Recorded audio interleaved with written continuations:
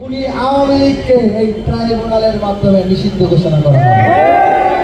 আজকের রায় প্রমাণ করে এই খুনি সশস্ত্র জঙ্গি লীগ দক্ষিণ পূর্ব এশিয়ার সর্ববৃহৎ সশস্ত্র জঙ্গি সংগঠন ছাড়া আর কিছুই নয়। আমরা রাষ্ট্রকে ট্রাইব্যুনালকে ধন্যবাদ জানাই। তারা একটি ন্যায় বিচার, ঐতিহাসিক ন্যায় বিচারের সাক্ষী হয়েছে। আপনারা মনে আছে আমাদের জাতীয় বীর সালাউদ্দিন কাদের চৌধুরী বলেছিলেন, জজ সাহেব ট্রাইব্যুনাল কিন্তু থাকে, এই ট্রাইব্যুনালে হাসিনার বিচার হবে। হাসিনার ফাঁসি হয়েছে, এখন ওই খুনিকে, খুনিদের আশ্রয়দাতা ভারত থেকে ফিরিয়ে এনে বাংলাদেশে এনে এর ফাঁসি কার্যকর করতে হবে। আমরা আজকের এই প্রতিবাদ সমাবেশ থেকে এবং প্রতিক্রিয়া জানানোর সমাবেশ থেকে ডাকসুর পক্ষ থেকে ইন্টারিম গভর্নমেন্টকে আহ্বান জানাচ্ছে, কাল বিলম্ব না করে টানা তৃতীয়বার অর্জন করেছে দেশের সেরা সুপার ব্র্যান্ড স্বীকৃতি বসুন্ধরা টিস্যু।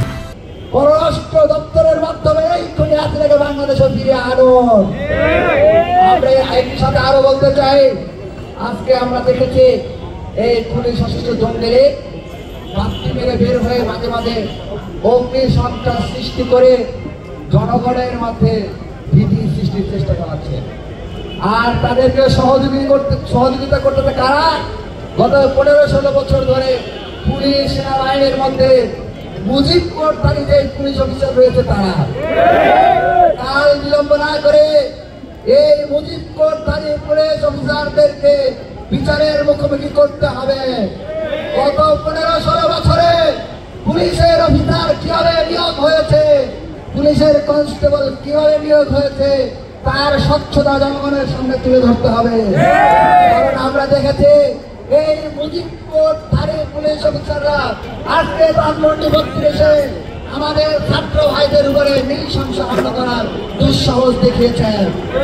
আজকের এখান থেকে জাহাঙ্গীর সাহেব হুঁশিয়ার করে বলেছি, কাল বিলম্ব না করে এই পুলিশ অফিসার থেকে নিষ্পেদ করুন। যদি তা না করেন আপনার বিরুদ্ধে ছাত্র জনতা রাজপথে নেমে আসতে বাধ্য হবে।